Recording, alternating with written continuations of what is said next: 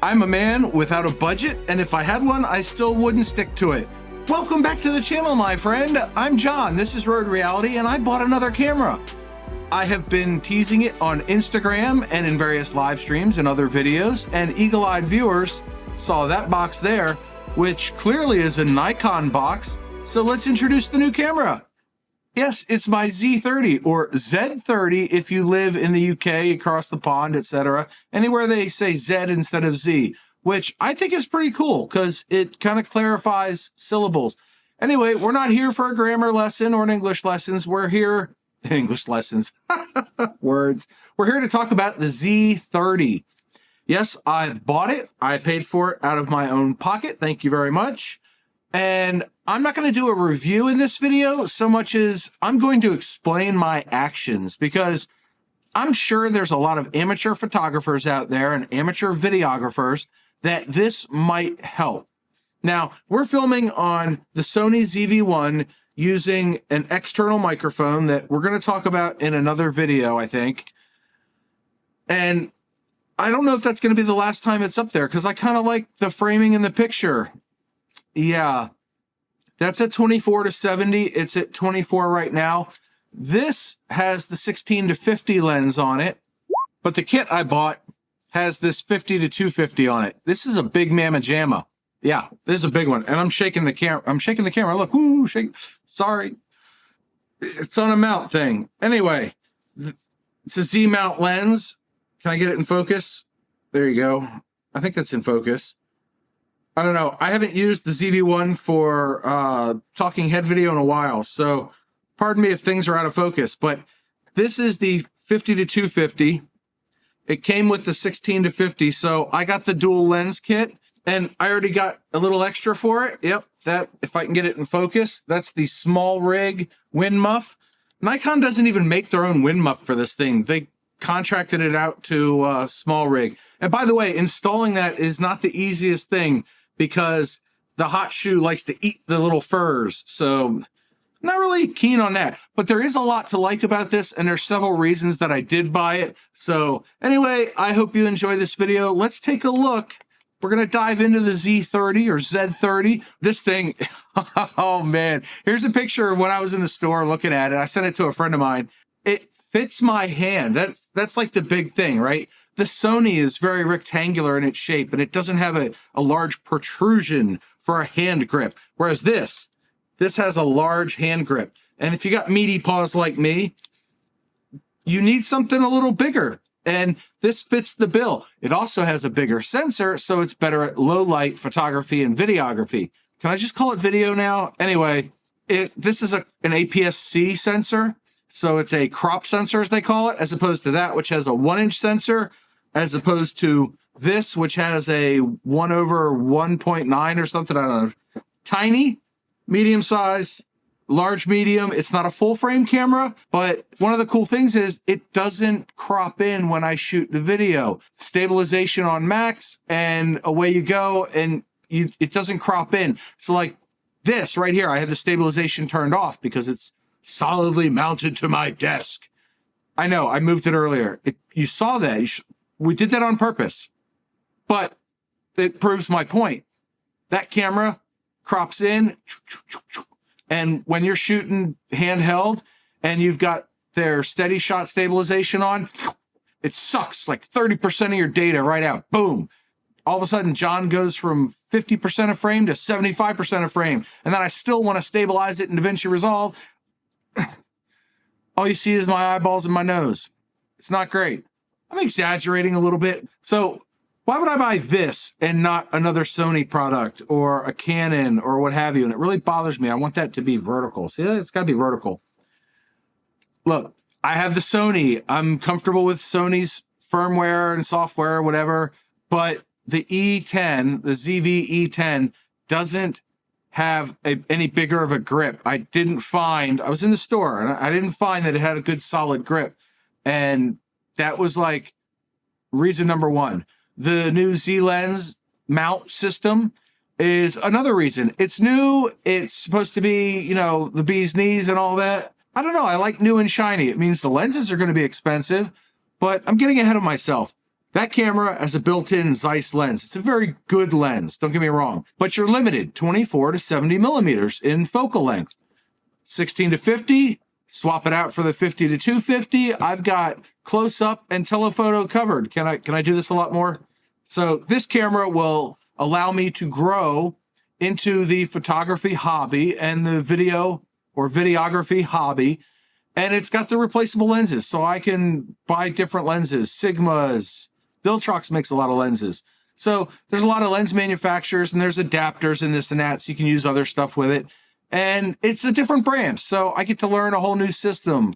Plus, there's a lot of things about this that I didn't know before I bought it that now I know, and that makes it a lot of fun for me. One of the coolest surprises was when I first fired it up, and I was like, hey, take a picture. Did you hear that? Let me do it again. Oh, mechanical shutter. Heck yeah. Gotta love the mechanical shutter, right? It was the biggest surprise. I almost dropped the camera the first time it made the shutter sound. I was like, that is so cool. But it's got a manual focus ring. So I can manually focus if I want to. I can let it autofocus. It's got a bunch of modes. The autofocus is a little bit slow. Not a huge fan of that. But once you know it, you can work around it. And I'm using this mostly for photography and like talking head videos. I have put 700 or 800 shots through this thing and a couple hours of video. So I've been using it in my regular YouTube content creation workflow. And so far, I'm really pleased with it. One of the cool things, it's got the manual zoom. Now, because of the Z mount, it does support the power zoom lenses, but I don't have any of those yet. Water. But it has a bigger screen on it. This is bigger than the Sony, and it's a full touch screen, and it lets you do lots of cool stuff on it. It defaulted to autofocus and take a picture when you tap the screen. I didn't like that. I changed that. If you want to see a video where I go through all the stuff I've already changed in the settings, let me know in the comments below, and I'll do one of those. This video is going to be long enough as it is. One of the other big benefits of this camera is all the dials. You know exactly what mode it's set up for. Right now it's set up for picture mode, and I can just flip a guy here, and now it's set up for video. So I know what mode it's in, and it doesn't require going through a convoluted menu system to get to those modes. They're all right there, and I'm in manual, and I can flip it to aperture priority. I went right past it, didn't I? I went the wrong way. Yeah, it's next to it. But there, it's got a dial for modes, and it's got a big old shutter button and a record button. And then it's got buttons on the front and the big handle. I mentioned the big handle. I'm going to put the lens cap on before I scratch it up. So why did I buy this instead of, say, a Canon? The reviews were very good. Yeah, I watched a lot of reviews. I didn't just go out and purchase it, despite what my wife will tell you. Honey, I didn't just buy it on a whim. I'd already looked at it for months and added it to the shopping cart, removed it, add it, remove it, add it, remove it. Did all that. Watch more reviews, do more research. And my research bore fruit, and I bought the camera, and it's actually a very nice camera. So the reviews did not lead me astray. So if you're watching this and you're looking at the Z30, I'm trying not to lead you astray. The form and the function are very good on this. And I know it's a kit lens and f-stops and all this other stuff. I bought the ZV-1 as a way to get out of analysis paralysis and also at the same time get a better than a phone camera. And you've seen that I use it a lot, and I'm still using it. But I wanted something with a lens system so that I could get different lenses and try different things out and learn stuff. One big thing though is that unlike some of the other APS-C cameras, this screen articulates fully. So you can set it up, so you can tap it on the back and everything, or you can flip it open and have it in selfie mode. Hello, don't you look nice today? Yes, selfie mode. And then it's fully articulating, so you can get the low down shots I like to do and not have to break my back to see the screen. I like it. I like that part a lot. And I mentioned earlier that I bought the dual lens kit. If you buy it with the power zoom lens or you buy it with the 12 to 28 lens, it's $850, $900, something like that. But with the dual lens kit and the fact that these two lenses retail for $300 and some a piece, it brings the camera body down closer to $300 or $400, which is not bad. The camera body by itself is over $600.